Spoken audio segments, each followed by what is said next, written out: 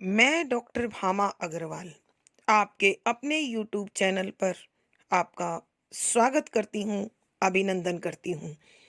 आइए प्यारे बच्चों, आज हम राष्ट्र कवि रामधारी सिंह दिनकर द्वारा रचित कुरुक्षेत्र नामक प्रबंध काव्य का अध्ययन आरंभ करते हैं। यह प्रबंध काव्य 7 सर्ग में विभाजित है और हम आज उसके चौथे सर्ग का अध्ययन करेंगे। इस चतुर्थ सर्ग में महाभारत के युद्ध के कारणों, सच्चे योद्धा का धर्म, हृदय और बुद्धि का द्वंद्व, भीष्म पितामह द्वारा किए गए कार्यों का वो स्वयं विश्लेषण आदि विषयों का यहाँ विस्तार पूर्वक वर्णन करते हुए विचार किया गया है। महाभारत के युद्ध के पश्चात जब युधिष्ठिर भीषण नरसंहार को देखकर पश्चाताप और ग्लानि से भर उठते हैं तो अपने शोक का निवारण करने भीष्म पितामह के पास पहुंचते हैं। तो यहाँ भीष्म पितामह उसके मन को ढाढ़स बंधाते हुए, उसे समझाते हुए कहते हैं कि यह महाभारत का युद्ध केवल तुम्हारी महत्वाकांक्षा या सपने की पूर्ति नहीं है। इस युद्ध में न जाने कितने सारे कारण थे जो एक उचित अवसर की तलाश कर रहे थे और वो उन्हें इस समय तुम्हारे और तुम्हारे कौरव भाइयों के युद्ध में प्राप्त हो गया। इसीलिए संपूर्ण भारतवर्ष के योद्धा जो चाहे किसी भी कारण से क्षुधित थे, वो कुछ तुम्हारी ओर और कुछ कौरवों की ओर अपनी अपनी भावना के अनुसार, आवश्यकता के अनुसार, संकल्प के अनुसार अथवा प्रतिशोध के अनुसार बटकर खड़े हो गए थे। यह तो युद्ध होना ही था जो अवसर की तलाश में इधर उधर भटक रहा था। यहाँ इस सर्ग के अंतर्गत इसीलिए भीष्म पितामह युधिष्ठिर को समझाते हुए कहते हैं कि युधिष्ठिर, स्वत्व यानी अपने अधिकार की खोज करना पाप नहीं है। पाप वह होता है जो दूसरों का हक छीनता है, अन्याय, अनीति और अत्याचार का अनुकरण करता है अथवा चुपचाप उसे कोई सहता चला जाता है। मनुष्य स्वभाव से शांति प्रिय है। जहाँ तक संभव होता है वह लड़ाई झगड़े और युद्ध जैसे कारणों से बचना चाहता है, लेकिन जब दानवता इतनी अधिक बढ़ जाती है कि सहने की शक्ति जवाब दे देती है तो प्रतिशोध, युद्ध अथवा प्रतिकार के सिवा कोई दूसरा रास्ता नहीं बचता। तो इस प्रकार के युद्ध की पृष्ठभूमि अपने आप तैयार हो जाती है और युद्ध भड़क उठता है। महाभारत केवल तुम दो पारिवारिक भाइयों का युद्ध नहीं था, बल्कि इसमें संपूर्ण देश का भीषण विस्फोट था। इसमें संपूर्ण देश की भागीदारी थी। प्रत्येक व्यक्ति अपने अपने उद्देश्य की पूर्ति के लिए तुम्हारे संग आकर जुड़ गया था। हे युधिष्ठिर, महाभारत का युद्ध केवल एकाएक घटित होने वाली घटना नहीं है, बल्कि बहुत सारे घटनाक्रमों का श्रृंखलाबद्ध एक दस्तावेज है। महाभारत का बीज तो उसी दिन पड़ गया था जिस दिन रंगभूमि में अर्जुन ने अपनी धनुर्विद्या का चमत्कार दिखाया था और दुर्योधन उसे सहन नहीं कर पाया था। फिर न जाने कितनी घटनाएं इस प्रकार घटती चली गई जो आग में घी का कार्य करती रही, और द्रौपदी के चीरहरण ने तो इस अग्नि को और अधिक भड़का दिया। यह दुर्घटना तो पूरे कुरुवंश के लिए, पूरे खानदान के लिए बड़ा अपमानजनक विषय है। हे युधिष्ठिर, उस घटना का विरोध हमारे द्वारा न कर पाना भी हमारे लिए बहुत बड़ी हार है। मैं आज भी समझता हूँ कि उसका विरोध न करके मैंने अपने ही वीरत्व पर, अपने ही शौर्य पर, अपने ही पुरुषार्थ पर एक कलंक लगा दिया जिसे कभी धोया नहीं जा सकता। भीष्म पितामह शूरता का धर्म समझाते हुए युधिष्ठिर को कहते हैं, एक सच्चा शूरवीर, एक सच्चा योद्धा वह होता है जो तलवार की तेज धार पर पांव रखकर मचलता है, जो दहकते हुए अंगारों पर निर्भय होकर चलता है, जो अपनी छाती पर प्रहार सहता है और हंसते हंसते जहर पी लेता है। वीर पुरुष वह है जिसकी वीरता, जिसका शौर्य हमेशा प्रज्वलित रहता है।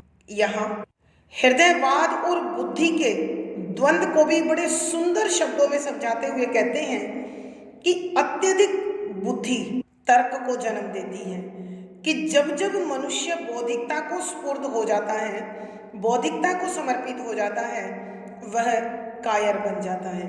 क्योंकि न्याय अन्याय, नीति अनीति, पाप पुण्य पर वह तर्क की उस सीमा तक पहुंच जाता है कि धीरे धीरे करके उसका जोश, उसका शौर्य कुंठित होता चला जाता है।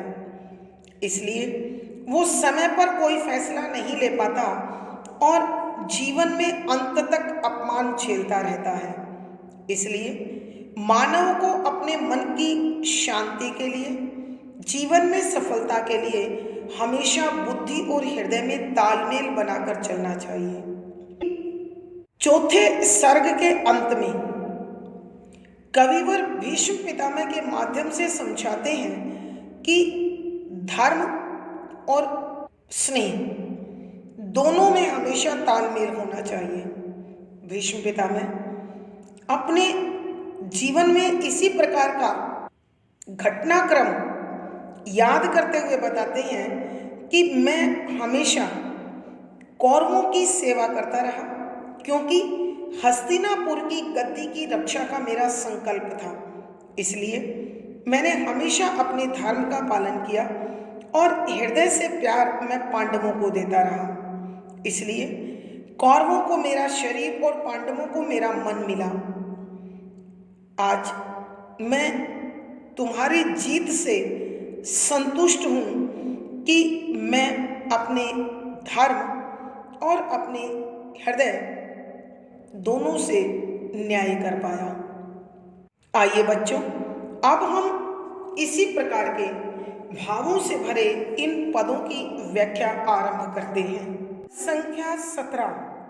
तुम्हें बना सम्राट देश का, राजसूय के द्वारा केशव ने था ऐक्य सृजन का उचित उपाय विचारा। प्रसंग।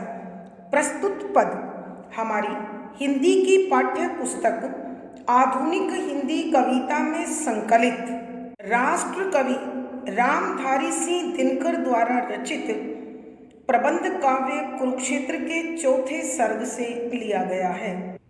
संदर्भ। जब महाभारत के युद्ध के समापन के बाद युधिष्ठिर ने कुरुक्षेत्र के मैदान में भीषण नरसंहार को देखा, रोती बिलखती मानवता को देखा तथा परिजनों के लिए तड़पते वृद्ध असहाय महिलाओं और बच्चों को देखा, तो उसका हृदय अत्यधिक व्यथित हो गया। पश्चाताप और आत्मग्लानि में डूब गया। उसे अपनी जीत बेमानी लगने लगी, महत्वहीन लगने लगी और उसने कर्म पथ का त्याग कर वैराग्य धारण करना अधिक उचित समझा। और अपने इसी भावों को जब युधिष्ठिर भीष्म पितामह के समक्ष प्रस्तुत करते हैं तो उनको समझाते हुए भीष्म पितामह कहते हैं कि व्याख्या शब्दों के अर्थ आवश्यकता के अनुसार तुम्हें युधिष्ठिर के लिए बना बनाकर सम्राट, पूरे देश का एक राजा, देश देश का राजसूय एक विशेष प्रकार के यज्ञ का नाम, जो एक छत्र राजा बनने के लिए सभी राजाओं को एकता के सूत्र में बांधने के लिए अत्यंत आवश्यक होता है। केशव श्री कृष्ण ने था सोचा, ऐक्य एकता सृजन निर्माण उचित सही उपाय तरीका विचारा सोचा। कि यहाँ भीष्म पितामह युधिष्ठिर को उसके पश्चाताप से बाहर निकालने के लिए, उसके हृदय की वेदना से बाहर निकालने के लिए और पुनः कर्म पथ पर जोड़ने के लिए पितामह समझाते हुए कहते हैं कि हे युधिष्ठिर, श्री कृष्ण ने इस राजसूय यज्ञ के माध्यम से तुम्हें बना सम्राट देश का राजसूय के द्वारा, कि श्री कृष्ण तुम्हें इस राजसूय यज्ञ के द्वारा संपूर्ण भारतवर्ष का एक क्षत्र राजा निर्धारित करना चाहते थे। तुम्हें एकता में बंधे सभी राजाओं के नेतृत्व की शक्ति सौंपना चाहते थे, ताकि शक्ति, समय और धन का अपव्यय आपसी झगड़े में ना हो। केशव ने था एक सृजन का उचित उपाय विचारा, कि श्री कृष्ण ने इस प्रकार संपूर्ण भारतवर्ष को एकता के सूत्र में बांधने के लिए यह एक उचित तरीका सोचा था। अर्थात पितामह समझाना चाहते हैं कि श्री कृष्ण अपनी दूरदर्शिता का परिचय देते हुए वो तुम में एक सम्राट के सभी गुण देख रहे थे, इसीलिए उन्होंने तुम्हें राजसूय यज्ञ करने की प्रेरणा दी, ताकि संपूर्ण भारतवर्ष के बिखरे हुए राजा एकता के सूत्र में बंध जाएं और आपसी संघर्ष से मुक्ति पाकर जनता के कल्याण और विकास की मार्ग पर चल पड़े।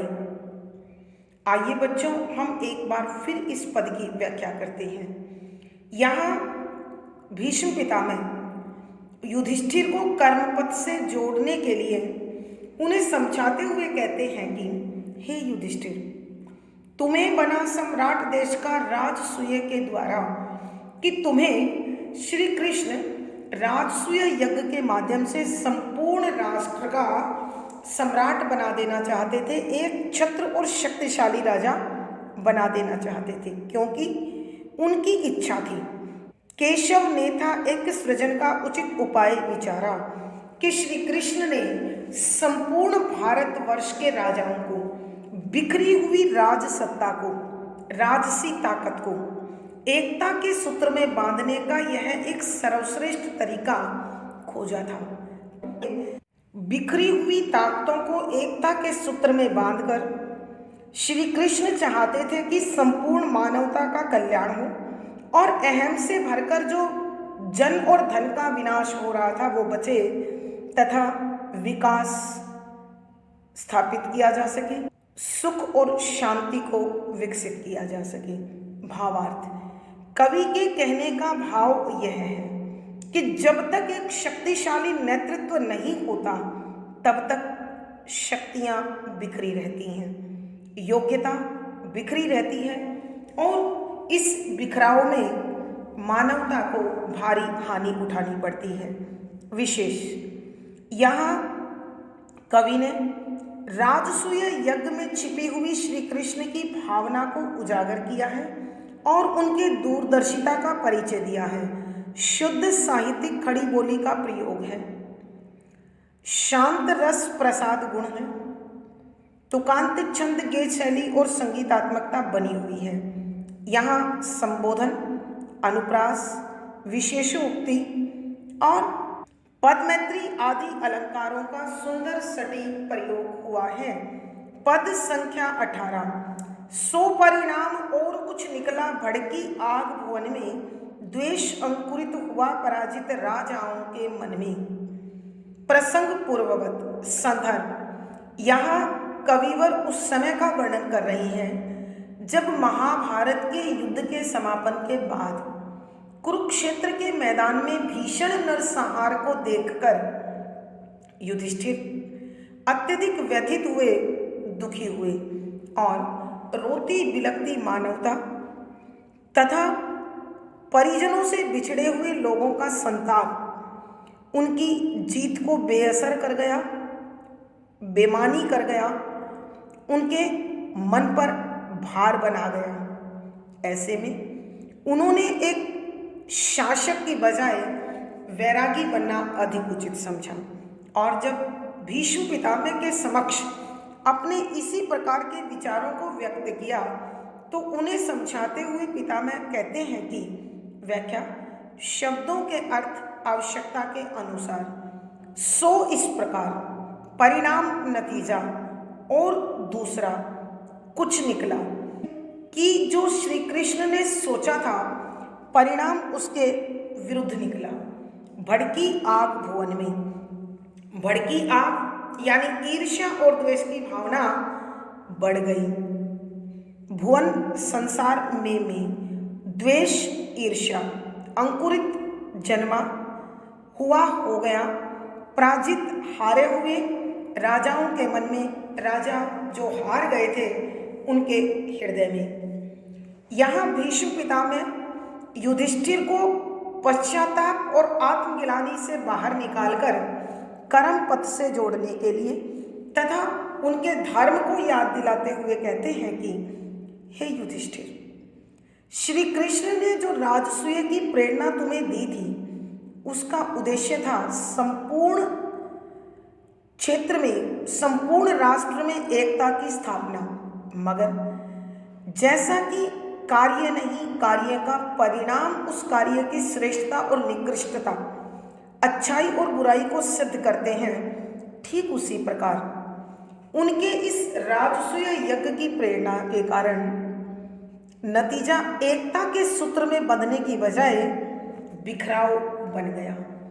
सो परिणाम और कुछ निकला भड़की आग भवन में कि जो सर्व शांति, जो मानवता का कल्याण, जो मानवता के लिए विकास के भाव सोचे गए थे, उसके स्थान पर परिणाम निकला कि सारे विश्व में ईर्ष्या द्वेष की आग भड़क गई, जलन पैदा हो गई। सब एक दूसरे के साथ संघर्ष करते नजर आए। द्वेष अंकुरित हुआ पराजित राजाओं के मन में कि हे युधिष्ठिर, जो जो राजा इस राजसूय यज्ञ से पूर्व तुम्हारे द्वारा भेजी गई सेना के कारण हार गए, उन हारे हुए राजाओं के मन में तुम्हारी बढ़ती हुई शक्ति को देखकर, तुम्हारे अस्तित्व के विकास को देखकर ईर्ष्या और द्वेष का विस्तार होने लगा। अर्थात हारे हुए वो राजा तुमसे प्रतिशोध बदला लेने के लिए तत्पर होने लगे। आइए बच्चों, हम एक बार फिर इस पद की व्याख्या करते हैं। यहाँ भीष्म पितामह युधिष्ठिर को समझाते हुए कहते हैं कि हे युधिष्ठिर, श्री कृष्ण ने जो राजसूय यज्ञ की प्रेरणा तुम्हें संपूर्ण राष्ट्र को एकता के सूत्र में बांधकर मानवता के कल्याण की तथा विकास की योजना बनाई थी, उस कार्य का परिणाम उसके विपरीत निकला। क्योंकि जो राजा लोग राजसूय यज्ञ के दौरान तुम्हारे द्वारा भेजी गई सेना की टुकड़ियों से हारते चले गए, उनके मन में तुम्हारी बढ़ती हुई शक्ति को देखकर ईर्ष्या, जलन, द्वेष का जन्म हुआ और वो तुमसे प्रतिशोध लेने को तत्पर हो गए। उन्हें अपनी यह सुरक्षा के घेरे में बंधी हुई राजसत्ता अपने लिए दास्तां नजर आने लगी, गुलामी नजर आने लगी, जो उनके अहंकार को स्वीकार नहीं थी। भावार्थ, कवि के कहने का भाव यह है, कोई भी शक्तिशाली राजा उस समय तक शक्तिशाली नहीं हो सकता जब तक संपूर्ण जनता उनके साथ खड़ी नहीं होती। व्यक्ति हर तत्व, हर कार्य का परिणाम अपनी सोच और दृष्टिकोण के अनुसार निकालता है। अतः बड़े परिवर्तन से पूर्व हमें उसके लिए जनमत अवश्य तैयार कर लेना चाहिए। यहाँ कवि ने लोकतांत्रिक प्रणाली की ओर हमारा ध्यान एकत्रित किया है।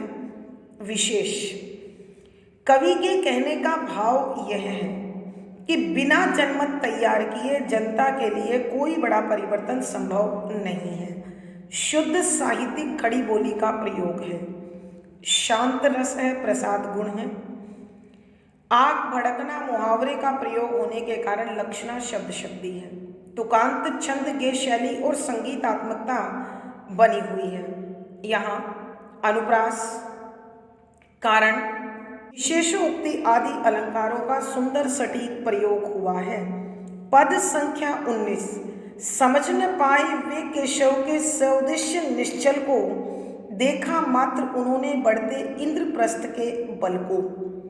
प्रसंग पूर्ववत। संदर्भ, जब कुरुक्षेत्र के मैदान में महाभारत के युद्ध के समापन के बाद युद्ध भूमि में मृत पड़ी लाशों को, उन पर मंडराते चील कौवों को, अपने परिजनों के विरह में तड़पते लोगों को, रोती बिलखती मानवता को युधिष्ठिर ने देखा तो उसका मन पश्चाताप, आत्मगिलानी और दुख से भर गया। अतः उसे अपनी जीत निरर्थक लगने लगी, व्यर्थ लगने लगी। परिणाम स्वरूप उन्होंने राज्य अधिकार पाने की बजाय वैराग्य प्राप्त करना अधिक उचित समझा, और जब इस भाव को उन्होंने भीष्म पितामह के समक्ष प्रस्तुत किया तो भीष्म पितामह उन्हें समझाते हुए कहने लगे कि व्याख्या शब्दों के अर्थ साथ साथ समझ न पाए, पहचान नहीं सके। वे संपूर्ण भारतवर्ष के छोटी छोटी रियासतों के राजा केशव श्री कृष्ण के उद्देश्य से भरी हुई, निश्चल छल रहित सद्भावना से प्रेरित, देखा महसूस किया मात्र केवल उन्होंने इन छोटी रियासतों के राजाओं ने बढ़ते बढ़ते हुए इंद्रप्रस्थ के बल को, इंद्रप्रस्थ की बढ़ती हुई ताकत को। यहाँ भीष्म पितामह युधिष्ठिर को कर्म पथ से जोड़ने के लिए और उनके मन से पाप बोझ को निकालने के लिए समझाते हुए कहते हैं कि हे युधिष्ठिर, इस महासंग्राम का दायित्व तुम्हारा नहीं है।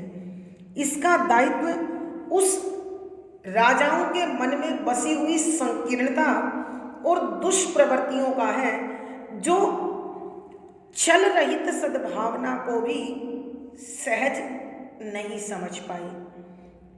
क्योंकि जब राजसूय के माध्यम से इन सब राजाओं को एकता के सूत्र में बांधने की कोशिश की गई तो उन्होंने श्री कृष्ण प्रेरित तुम्हारी सद्भावना को, तुम्हारे छल रहित पवित्र उद्देश्य को वो नहीं समझ पाए। उन्होंने इस कार्य में केवल और केवल अपनी दास्तां नजर आई और इस यज्ञ के माध्यम से इंद्रप्रस्थ अर्थात हे युधिष्ठिर तुम्हारी बढ़ती हुई शक्ति का विकास नजर आया। परिणाम स्वरूप उनके मन में बसी हुई ईर्ष्या द्वेष की आग और तेजी से भड़क उठी और वो तुमसे प्रतिशोध लेने के लिए तत्पर हो गए, या अपने आप को तुमसे स्वतंत्र अस्तित्व के साथ जीने को तत्पर हो गए। आइए बच्चों, एक बार फिर इस पद की व्याख्या करते हैं। यहाँ भीष्म पितामह युधिष्ठिर के मन में समाये पाप बोध को निकालकर उसे कर्म पद से जोड़ने के लिए उसे समझाते हुए कहते हैं कि हे युधिष्ठिर, यह जो राजसूय यज्ञ तुम श्री कृष्ण की प्रेरणा से कर रहे थे, इस युद्ध के पीछे उनकी छिपी हुई सद्भावना, उनकी निश्चलता, उनका प्रेम, मानवता के प्रति उनका लगाव इन अहंकारी राजाओं को समझ में नहीं आया।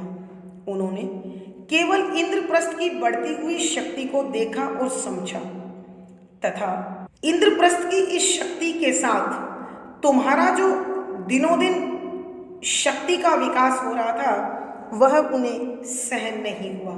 अतः वो ईर्ष्या और द्वेष की अग्नि में जलते हुए तुम्हारे विरोधी बनकर इस महाभारत के युद्ध में कूद गए। भावार्थ, कवि के कहने का भाव यह है कि जब तक जनमानस में राष्ट्रीय एकता का भाव तथा सामाजिक समरसता की चेतना जागृत नहीं होती, तब तक एकता शुद्ध और पवित्र नहीं लगती। अतः इस महान उद्देश्य के लिए सर्वप्रथम संकीर्णताओं से बाहर निकलने के लिए जनमानस को तैयार किया जाना चाहिए।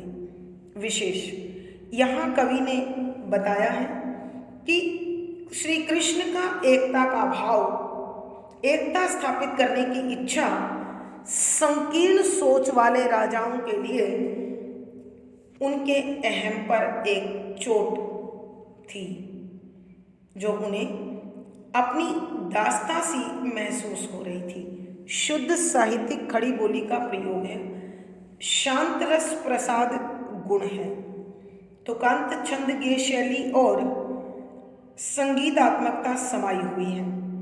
यहाँ अनुप्रास, संबोधन आदि अलंकारों का सुंदर सटीक प्रयोग हुआ है।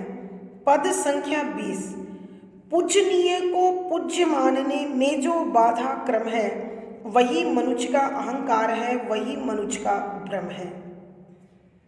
प्रसंग पूर्ववत संदर्भ, यहाँ जब महाभारत के युद्ध के समापन के बाद कुरुक्षेत्र के मैदान में भीषण नरसंहार को युधिष्ठिर ने देखा, अपने परिजनों को लाश के रूप में पड़ा हुआ पाया, रोती बिलखती मानवता को देखा और खून की नदियों में बहते छत विचत शरीर के अंगों पर मंडराते हुए चील कौवे दिखाई दिए, तो उनका मन पश्चाताप, आत्मगिलानी और वैराग्य से भर गया और उन्हें अपनी जीत निरर्थक लगने लगी, सारहीन लगने लगी। और अपने इसी दुखी मन को जब उन्होंने भीष्म पितामह के समक्ष प्रस्तुत किया, तो भीष्म पितामह उन्हें समझाते हुए कहने लगे कि व्याख्या, शब्दों के अर्थ आवश्यकता के अनुसार पूजनीय, पूजा करने के योग्य, को पूज्य, श्रद्धा के योग्य, पूजने के योग्य, मानने स्वीकार करने में जो कि बाधा क्रम रुकावट का कारण है, वही यही संकीर्ण सोच मनुष्य का अहंकार, अहम भाव, वही मनुष्य का भ्रम माने होता है वहम, अज्ञानता, मूर्खता। यहाँ भीष्म पितामह युधिष्ठिर के मन से पाप बोध को निकालने के लिए और उसे पश्चाताप से मुक्त कर, वैराग्य से मुक्त कर, कर्म पथ से जोड़ने के लिए समझाते हैं कि हे युधिष्ठिर, इस महाभारत के युद्ध का पूर्ण दायित्व तुम्हारा नहीं है। यह संपूर्ण भारतवर्ष के अहंकार का परिणाम है, क्योंकि पूजनीय को पूज्य मानने में जो बाधा क्रम है कि जो पूजने के योग्य व्यक्ति है, जो पूजा के योग्य ज्ञान है, योग्यता है, उसे जब मानव स्वीकार करता है तो ये उसके मन की उदारता होती है, बड़प्पन होती है। लेकिन मनुष्य का भाव मनुष्य का अहंकार, मनुष्य की संकीर्ण सोच उसे ऐसा स्वीकार नहीं करने देती। वो उसके जीवन की उदारता में सबसे बड़ी रुकावट बन जाती है। वही मनुष्य का अहंकार है, वही मनुष्य का भ्रम है कि मनुष्य के हृदय में जो अहंकार है, जो अहम भाव है, जो मैं की भावना है, वो उसे कभी भी बड़ा बनने नहीं देती। वही मनुष्य का भ्रम है कि यही मनुष्य की सबसे बड़ी अज्ञानता है, वहम है कि वह सर्वश्रेष्ठ है और दूसरे की श्रेष्ठता को, उसकी योग्यता को, महत्व को वो नहीं स्वीकार कर पाता है। आइए बच्चों, एक बार फिर हम इस पद की व्याख्या करते हैं। यहाँ भीष्म पितामह युधिष्ठिर को पाप बोध से मुक्त कर, वैराग्य से बाहर निकालकर, दुख से बाहर निकालकर कर्म पथ पर जुड़ने की प्रेरणा देते हुए कहते हैं कि हे युधिष्ठिर, इस महाभारत के भीषण नरसंहार का दायित्व केवल तुम्हारा नहीं है, यह संपूर्ण भारतवर्ष के बिखरे हुए राजाओं के अहंकार और संकीर्ण सोच का परिणाम है। क्योंकि पूजनीय को पूज्य मानने में जो बाधा क्रम है कि जो व्यक्ति पूजा के योग्य है उसे पूजनीय स्वीकार करने में जो सबसे बड़ी रुकावट है, जो सबसे बड़ी बाधा है, जो सबसे बड़ा विघ्न है, वही मनुष्य का अहंकार है, वही मनुष्य का भ्रम है कि वही मनुष्य के मन में समाया हुआ अहंकार होता है जो उसे कभी भी अपने आप की मां भावना से बाहर नहीं निकलने देता। वही मनुष्य का भ्रम है कि मनुष्य के मन का यह वहम कि वह सर्वश्रेष्ठ है, वह गुणी है, यह उसे कभी भी उच्चता की ओर, उदारता की ओर, श्रेष्ठता की ओर, बड़प्पन की ओर, योग्यता की ओर नहीं ले जाने देता और नहीं पहुंचने देता।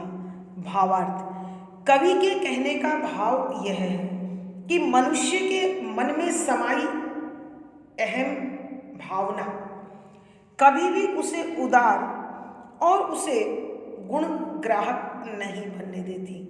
विशेष यहाँ कवि समझाना चाहते हैं कि मनुष्य को अपने अहंकार को वश में रखते हुए गुणग्राही बनना चाहिए और जो तुमसे श्रेष्ठ है, जो योग्य है, उसकी योग्यता और श्रेष्ठता को स्वीकार कर अपने आप को सद्वृत्तियों की ओर, अच्छे गुणों की ओर ले जाना चाहिए। शुद्ध साहित्यिक खड़ी बोली का प्रयोग है, शांत रस प्रसाद गुण है, तुकांत छंद के शैली और संगीतात्मकता बनी हुई है।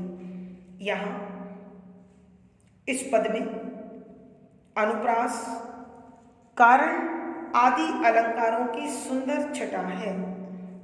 आज की कक्षा में प्यारे बच्चों इतना ही। अगली वीडियो में फिर मुलाकात होगी। पिछली वीडियो का लिंक आपको डिस्क्रिप्शन बॉक्स में मिल जाएगा। आशा है पढ़ा गया विषय आपको समझ में आया है। अपने भाव व विचार कमेंट बॉक्स में लिखें, वीडियो को लाइक करें, शेयर करें और चैनल सब्सक्राइब करें। आपका दिन और जीवन मंगलमय हो, इसी शुभकामना के साथ आभार, धन्यवाद।